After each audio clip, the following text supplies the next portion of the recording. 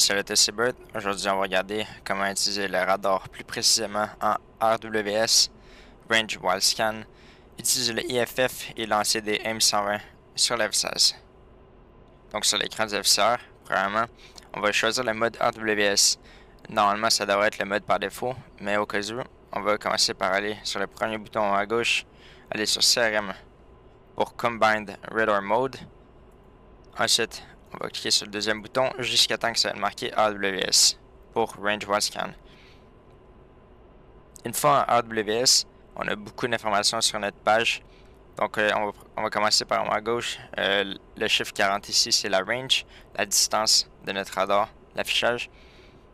Donc, on peut peser sur les flèches ici pour monter ou descendre. Ensuite, la ligne bleue, c'est l'élévation de notre antenne. En ce moment, on peut voir que le Q ici bouge. Ça veut dire que notre radar en ce moment regarde un peu plus vers le sol. On va voir quand il va être plus haut, comme en ce moment, ça veut dire qu'il regarde vers le haut. Ensuite, ici on a l'azimut de notre radar. On peut le changer en cliquant sur le bouton qui est juste à côté. Ça va mettre les lignes au milieu ici qui correspondent à l'azimut de notre radar visuellement. Donc on peut le baisser à 10 degrés, 60 degrés, 30 degrés. Ensuite, juste en bas de l'azimut, on a les barres de notre radar. C'est ce qui va notamment changer la vitesse de notre scan. Si on clique dessus, on peut changer le nombre de barres. En dessous des barres, vous avez votre référence de position de votre curseur, qui est juste ici d'ailleurs. Donc ici, on peut voir qu'on est bras 228 pour 86 de notre steer point utilisé en ce moment. Si vous avez le bullseye activé, d'ailleurs, je vais vous montrer comment faire en ce moment. On va aller dans la liste 0 pour avoir plus de choix. On va aller dans 8 pour bullseye. On va mettre notre curseur sur le mot bullseye. On va appuyer sur 0 pour l'activer. Ça va activer le bullseye et on va pouvoir justement utiliser le bullseye comme référence en bas à gauche. Ensuite, le chiffre en dessous du bullseye, c'est le mode d'interrogation IFF. Ici, on est en mode 4. Donc, le premier bouton à gauche, c'est votre mode de votre radar. Vous avez deux choix, soit Combined Radar Mode pour vraiment du BVR ou le Air Combat Mode. Le RWS est juste dans le Combined Radar Mode. Donc, le deuxième bouton ici, c'est pour switcher les modes sous CRM. Donc, on a RWS, VSR et TWS. C'est des modes qu'on va aborder dans d'autres vidéos. Donc, le troisième bouton au milieu, c'est pour agrandir la vue. Si on veut zoomer sur l'écran, en fait, si j'augmente la distance, ici, on voit que j'ai plein d'alliés. Si je clique au milieu, ça va zoomer en exponentiel. Le quatrième bouton ici, c'est pour override le radar. Ça va arrêter toutes les transmissions radar. Et en cinquième ici, vous avez la page de contrôle pour manipuler les paramètres du radar. La première option à gauche, c'est Moving Target Rejection. Ça va permettre de choisir ou de filtrer les avions selon leur vitesse relative à vous. Ça veut dire qu'un avion qui est hot, vous allez seulement pouvoir l'avoir. Vous allez seulement voir les avions hot par rapport à vous si vous êtes dans le setting high comparé à low que vous allez voir à peu près tout le monde. C'est un peu comme un Doppler dans le fond. Le deuxième bouton à gauche, c'est Altitude Tracker Option. C'est pour filtrer l'altitude des contacts que vous avez sur votre radar. Le troisième setting, c'est Target History. Ce que ça change, c'est que ça va définir la duration des tracks qui sont affichés sur votre radar. Ici, le chiffre 4 représente 4 images radar. Ça veut dire, à chaque fois que le radar fait un aller-retour, c'est une image. Donc, 4 images, ça veut dire que le contact va rester pendant 4 images, au moins, s'il disparaît de votre radar. Tandis qu'à une image, ici, le radar va juste avoir le temps de faire une image. S'il ne réapparaît pas, il va littéralement disparaître après une image. Le quatrième bouton, c'est Radar Level. Il n'est pas implémenté dans DCS en ce moment. Le premier bouton en haut à droite, c'est le Channel. C'est pas implémenté dans DCS en ce moment, même si on peut changer le chiffre. Le deuxième bouton à droite, c'est Mark Intensity. C'est pas implémenté dans DCS aussi. Le troisième bouton à droite, c'est Radar Frequency Agility Band Setting. Ce que ça change, c'est la range des fréquences qui est utilisée par votre radar. ici dans DCS, il y a seulement le wide qui est simulé, mais on peut même le changer en narrow ici. Normalement, ça sera un setting qui serait utilisé lorsqu'un contact jam votre radar. Le quatrième bouton, c'est Beacon Delay Mode. C'est pas implémenté dans DCS en ce moment. Le cinquième bouton, c'est Power Management Setting. C'est pas implémenté dans DCS sur le F16 en ce moment aussi. Donc on va retourner dans la page principale en recliquant sur Control Page en haut à droite. On peut notamment aussi noter que depuis que j'ai activé le bullseye est affiché constamment en bas à gauche de notre écran. Ici on peut voir c'est marqué All, ça veut dire que tous les tracks sur le data link vont se faire afficher sur la page juste ici. Ready au milieu signifie le statut de votre radar. En ce moment mon radar est ready. Les lignes à droite vertes signifient le corps de la distance que vous affichez, c'est-à-dire qu'en ce moment je suis à 160 miles de distance. Une barre correspond à 40 nautiques. Ça veut dire qu'ici au milieu je suis à 80, 120, 160. Au milieu de la page, vous pouvez voir la ligne d'horizon. Quand vous allez monter ou descendre en altitude ou roll vers la droite ou vers la gauche, vous allez voir la ligne d'horizon qui va changer. Vous pouvez aussi voir votre curseur au milieu. Les deux chiffres à côté de votre curseur, c'est l'altitude, l'élévation de votre radar en 1000 pieds. Ça veut dire qu'en ce moment, je scanne de 75 000 à moins 25 000 pieds. On va mettre ça un peu plus réaliste. Je vais enlever un peu de distance. Donc ici, je scanne de 23 000 à 8 000 pieds. Pour changer l'élévation du radar, c'est un keybind. Ici, dans Axis, Antenna Elevation Knob, Eleve Knob. Donc, moi, c'est réglé sur, justement, ma throttle. Si vous bougez l'axis, vous allez voir que l'élévation monte et descend. Pareil pour le curseur, si vous voulez le bouger, le keybind est Radar Cursor Switch X-axis et Radar Cursor Switch Y-axis. On peut voir aussi qu'au milieu, ici on peut voir notre waypoint qui est sélectionné sur notre page radar. Donc c'est le Q blanc qu'on voit au milieu ici. Donc on va passer sur l'utilisation du radar sur les contacts. On peut voir ici que mon altitude est mauvaise, mon élévation du radar est mauvaise. Je suis à moins 20, moins 49 000 pieds, ce qui fait pas de sens. On peut même voir l'indicateur qui est très bas. Donc on va monter l'élévation jusqu'à environ comme ça. Et voilà.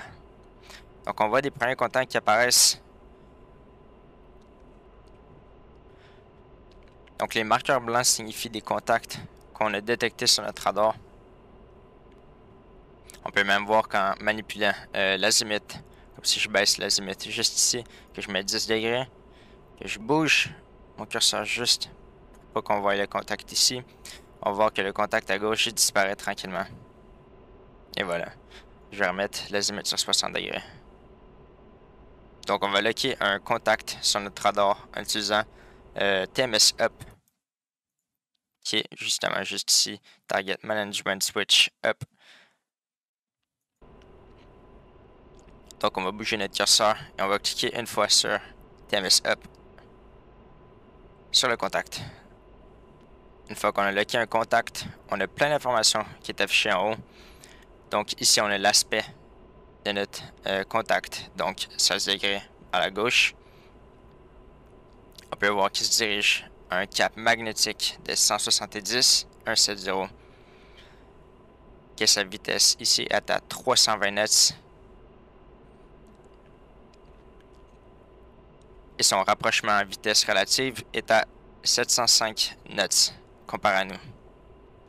En RWS, quand vous avez pesé sur TMS Up une fois, comme on l'a fait justement, vous pouvez voir que les lignes bleues sont encore apparentes, que le radar regarde autour de la cible à 30 degrés. On est en Situational Awareness Mode. Ça veut dire que s'il y avait un contact juste à côté, notre radar les détecterait. Donc si on veut rentrer en STT Single Track, on va repaiser sur TMS Up en ayant notre curseur sur notre contact. Donc on peut voir que les bords ont disparu et on est vraiment en train de le locker en ce moment. Donc une fois la cible lockée, on va utiliser les IFF pour l'identifier. Pour allumer les IFF, premièrement, il faut que la switch master soit à norme sur le panel du transpondeur. Et ensuite, on va utiliser TMS, Target Management Switch, left, pour l'interroger. Vous allez voir que quand je vais peser sur TMS left, en bas à gauche, ça va être marqué quelque chose du genre interrogation. Scan. Donc on voit que notre cible ici, elle répond pas sur le IFF. Si je unlock le bandit, ici, en pesant sur TMS down, donc on est retourné en Situational Awareness Mode. Si je pèse une autre fois, on va retourner en track général. On va changer l'azimut à 60. On avait un bandit qui était à droite ici. On va essayer de le retrouver. Donc, on a notre autre contact qui est juste ici. On va mettre notre curseur dessus. On va changer l'azimut.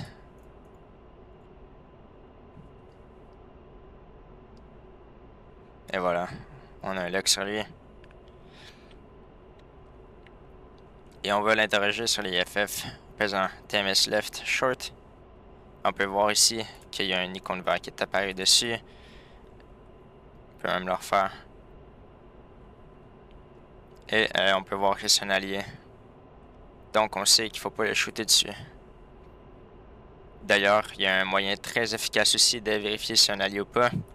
C'est de regarder avec le TGP. Donc on va mettre la page TGP sur la droite, juste ici.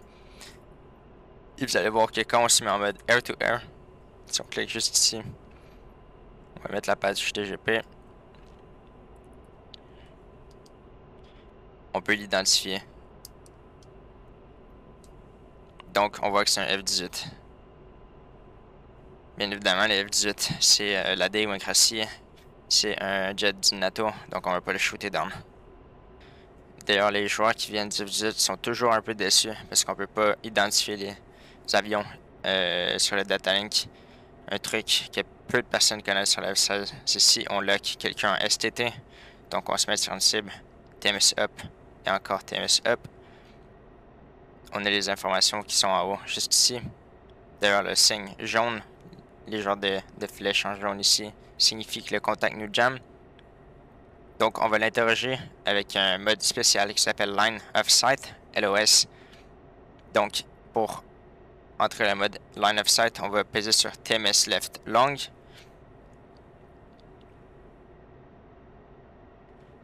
On peut voir qu'en haut, c'est marqué maintenant son identification d'avion. Donc, c'est un Mirage 2000. Si on regarde avec le TGP, c'est pas air to air, ça va aider. On va voir que c'est vraiment un Mirage 2000 qu'on regarde.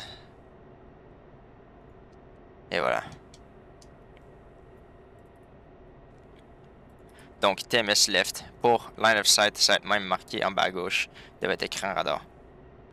Les paramètres pour faire un scan line of sight, c'est d'être en bas de 25 nautiques et que l'avion ennemi soit à 30 degrés de différence de votre nez, que ce soit verticalement ou horizontalement. En RWS, il y a un mode aussi pour traquer deux avions en même temps.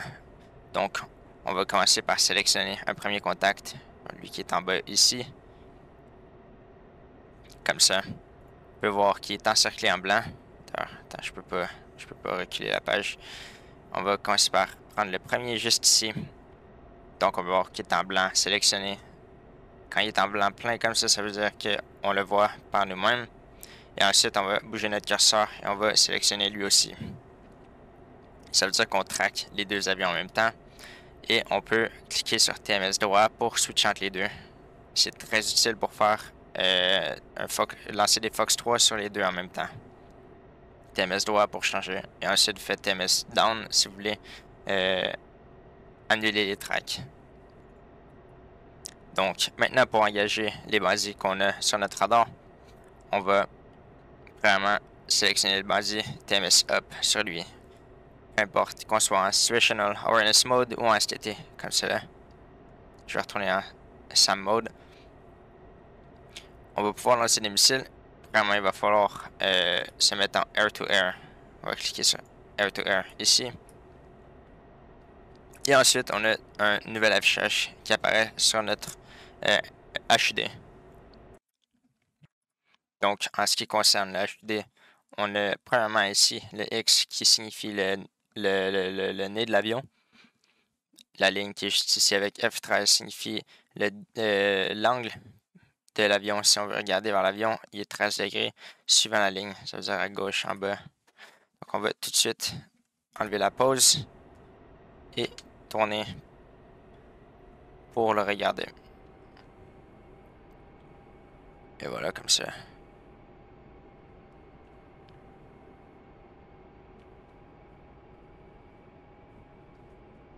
Je vais remettre la pause.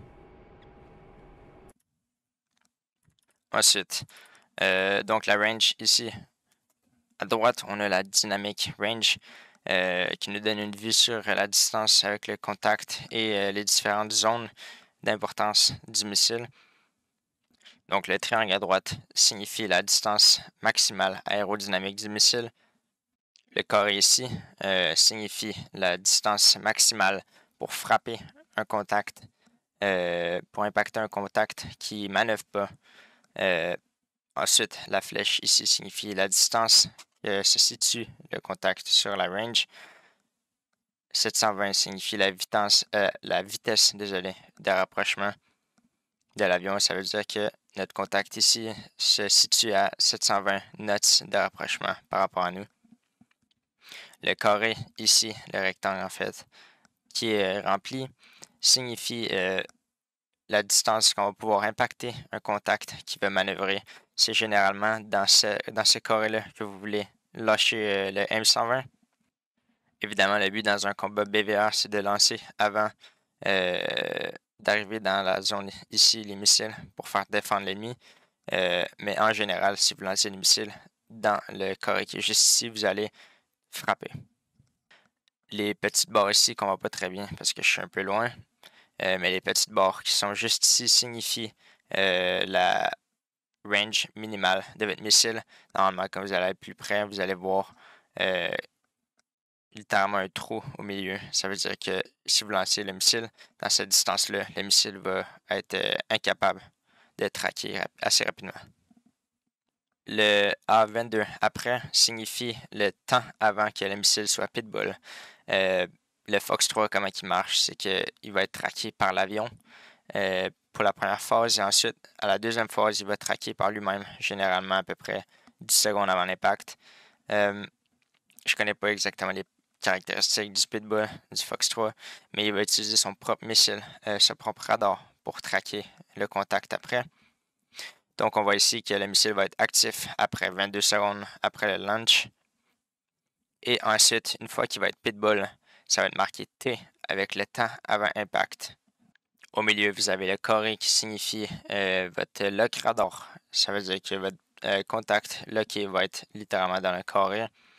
Le losange qui est juste ici, c'est votre missile Q. C'est là que votre missile regarde. Le cercle qui est juste à gauche ici, c'est l'indication de où que vous devez regarder pour avoir le meilleur angle d'attaque pour lancer votre missile. Le gros cercle qui est autour de tout ça, c'est le Allowable Steering Error Circle. Ça veut dire que généralement, si votre missile, si votre cercle ici est en dehors du gros cercle, vous allez avoir des mauvaises conditions pour tirer votre missile. Donc en général, la règle, c'est de mettre le petit cercle dans le gros cercle pour avoir les meilleures conditions possibles. En bas à gauche, vous avez votre statut de Master Arm. On peut voir que ici, mon truc est à Arm. Cependant, votre Master Arm ici est à Safe. D'ailleurs, je vais le montrer maintenant. On peut le mettre à Safe. Donc, il n'y a rien qui va être affiché. Ou à Sim, ce qui va marquer Sim. En dessous de votre statut armement, vous avez le Mach, donc 0.65. En général, vous voulez lancer des missiles à peu près Mach 1.2, en fait. Le plus vite que vous êtes, le mieux que ça va être. Donc, en bas à gauche, vous avez votre quantité de missiles qui reste et le missile sélectionné. Donc 4 missiles. MRM pour Medium Range Missile. J'ai oublié de le mentionner aussi, mais dans le cas que vous avez sélectionné les M9, vous avez juste à cliquer sur le bouton qui est juste ici pour cycler l'armement, comme ça. Pareil, petite astuce, si vous voulez changer d'armement rapidement, par exemple vous êtes en dogfight, il y a les keybinds, nose wheel steering, air to air, disconnect, missile step. Donc c'est le missile step qu'on veut faire. Ça va cycler les missiles sélectionnés. Si vous gardez ce bouton-là, appuyez. Donc on a assez parlé, on va commencer l'engagement. Pour lancer le missile, il faut avoir le Master Arm à on, qui est juste ici. Avoir les meilleures conditions possibles. En fait, vous pouvez lancer un missile, peu importe les conditions que vous êtes. Il faut juste faire attention de le lancer correctement. Pour lancer le missile, il va falloir peser sur le bouton Weapon Release Button, depress. Et voilà, on peut commencer notre attaque. Donc, je vais enlever la pause. On va mettre l'afterburner. On peut voir qu'on a rendu à 13 nautiques. 12 nautiques.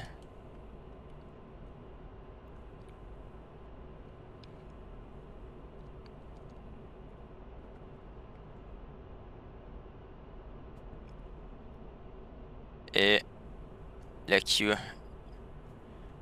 Q s'apprête à rentrer dans la zone des avions qui manœuvrent. On va peser sur le Weapon Release, le maintenir pour lancer un missile. Et on va cranker vers la droite. On peut voir que l'avion défend.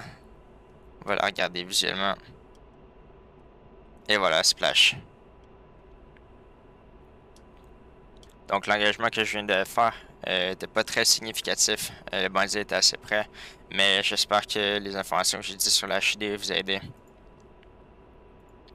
D'ailleurs, j'ai oublié aussi de parler des deux modes des missiles M120. Donc on va se mettre en mode air-to-air. Et ensuite, on va aller dans la page SMS. Donc, dans votre page SMS, à gauche, vous avez deux options. Soit Slave ou Bore, si vous cliquez sur le bouton juste à côté. Slave, ça va utiliser votre radar comme sensor pour guider le missile. Donc, si vous lancez un missile, il va être guidé par votre radar, il va devenir pitbull lorsque le radar lui dit de devenir pitbull. En mode Bore, c'est totalement l'inverse. Le missile va littéralement partir tout droit et activer son radar directement. C'est ce qu'on appelle d'ailleurs un MADOG. Donc, si je lance un missile, je pèse sur Weapon Release. Je le mets de s'appuyer. Le missile est actif, puis il va traquer directement quelque chose autour. Il faut noter aussi qu'en mode Bore ou MADOG, selon ce que vous préférez dire, le missile va traquer la première cible en face de lui. Ça veut dire que si vous avez un teammate, le missile va traquer le teammate qui est en face de vous. Et c'est pareil aussi pour les missiles en slave. Si votre missile est en mode slave et vous tirez sur un bandit qui merge avec un teammate, je peux vous garantir que le missile a une chance sur deux de frapper votre teammate. D'ailleurs, en dernier, on va regarder les symboles DataLink sur la page du radar.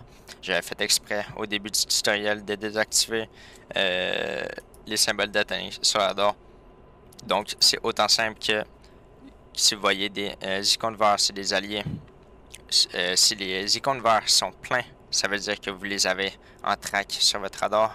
Par exemple, si je descends mon élévation pour ne pas les voir, vous allez voir que les icônes verts disparaissent. Ils deviennent, ils sont plus pleins. Quand vous avez détecté les bandits ou les tracks sur le datalink, ils vont devenir pleins. Donc, un contact qui est rouge, c'est un bandit. Un contact qui est vert, c'est un allié. Et un contact qui est jaune, c'est unknown, inconnu. Un bandit qui apparaît sur le datalink, sur votre propre radar, va toujours apparaître en unknown pour être sûr que vous l'identifiez et qu'il n'y a pas de problème. En fait, je vais utiliser ça sur le bandit qui est juste en face. On peut voir qu'il est en inconnu. On va faire un track comme ça et on va l'interroger en line of sight. Et il est affiché en tant que rouge. Et voilà. Donc c'est autant simple que ça. Si vous voulez faire disparaître ou cycler les modes de données Datalink sur votre FCR, sur la page FCR, vous allez peser sur IFF out et IFF in. Donc IFF in, IFF out. IFF in cycle tous les filtres de données Datalink. Donc ici, on a target, ici on a all. Et si vous cliquez sur IFF out, ça va littéralement juste désactiver le Datalink. On peut voir justement en bas à gauche, ici c'est marqué none et all quand on le réactive en représentant sur IFF out. Donc c'est ce qui conclut notre vidéo. J'espère que ça vous a été utile. Il va y avoir d'autres vidéos pour les TWS et les autres modes de radar.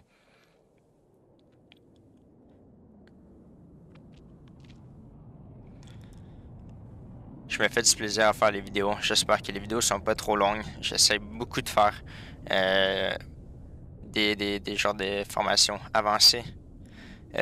Parce que je trouve que c'est ce qui manque sur le YouTube FRD6. Donc, bon vol à tous et prenez soin de vous.